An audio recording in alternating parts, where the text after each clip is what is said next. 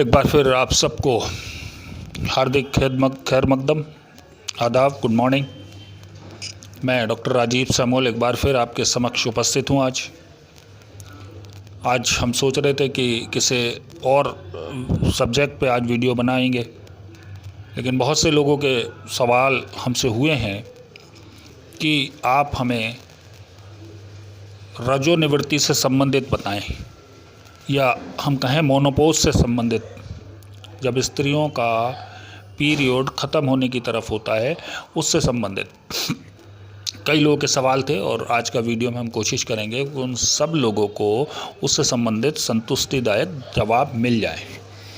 बहुत से लोग हमसे कहते हैं कि आप बहुत सी चीज़ें रख के समझाया करिए, प्रैक्टिकल की तरह दिखाया करिए। तो सज्जनों, तमाम चीज़ें वो हमारे दिमाग में होती हैं और हम आपको दिखा दें तो आपको इलाज नहीं करना है, इलाज तो डॉक्टर को करना है। इसलिए उन तमाम चीज़ों की आवश्यकताएं हमें नहीं लगती कि वो होना चाहिए, लेकिन फिर भी हम पूरी तरह से आपको समझाना चाहते हैं शब्दों के द्वारा।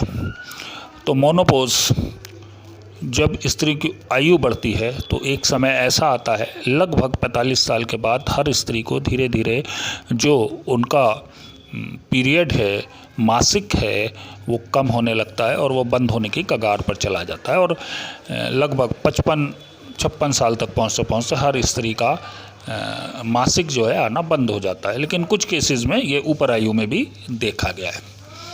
लेकिन आजकल एक बड़ी अजीब बात ये हो रही है कि बहुत सी महिलाओं को जब मोनोपोज हो रहा होता है तो कई बार देखा गया है कि उनको महीने 2 महीने के बाद कभी आता है, थोड़ा सा आया। लेकिन आजकल बहुत कुछ ऐसे सवाल हमारे सामने हुए और कुछ लोगों ने हमसे पूछा कि हमें 2 या 3 महीने में होता है और फिर बहुत मासिक होता है।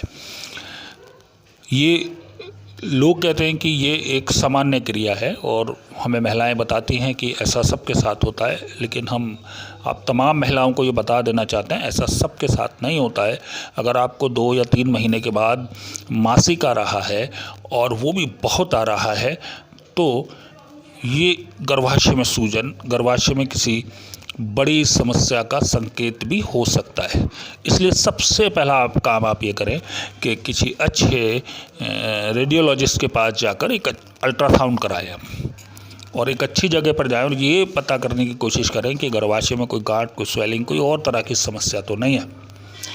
क्योंकि इस तरह से पीरियड का समाप्ति नहीं होती है, वो कुछ महीनों के बाद आ सकता है, लेकिन बहुत तादाद में नहीं, वो हर बार कम होता चला जाता है। अगर आपके साथ ऐसा हो रहा है तो मेरी एक सलाह रहेगी कि आप एक अल्ट्रासाउंड कराएं।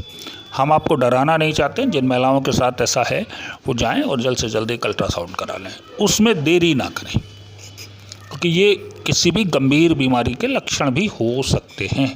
और अगर इसके साथ आपको कभी अचानक से पसीना आ रहा है, चिड़चिड़ापन हो रहा है, कमज़ोरी महसूस हो रही है, शरीर में परेशानी हो रही है, तो ये और भी गंभीर लक्षण होते हैं। इसलिए आप एक अल्ट्रासाउंड कराएं और अल्ट्रासाउंड के बाद ये तय किया जाएगा कि आप नॉर्मल हैं या एबनॉर्मल हैं। अगर आप एबनॉर्मल हैं तो रिपोर्ट के आधार पर डॉक्टर ये बताएगा कि आपका इलाज दवाइयों के द्वारा हो सकता है या आपको ऑपरेशन की आवश्यकता है।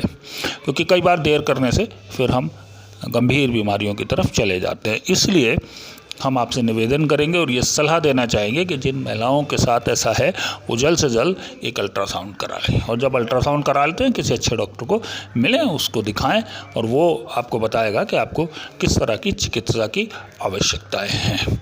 सो आप लोग अपना ख्याल रखिए, स्वस्थ रहिए और आप इनसे संबंधित या किसी भी बीमारी से संबंधित आप हमसे सलाह ले सकते हैं, संपर्क कर सकते हैं। हमारा उद्देश्य सिर्फ यह है कि भारत में हर व्यक्ति स्वस्थ हो, अच्छा हो और ये देश स्वस्थ लोगों का देश हो। ईश्वर आप सबको अच्छे से रखे, सबके साथ हो। धन्यवाद।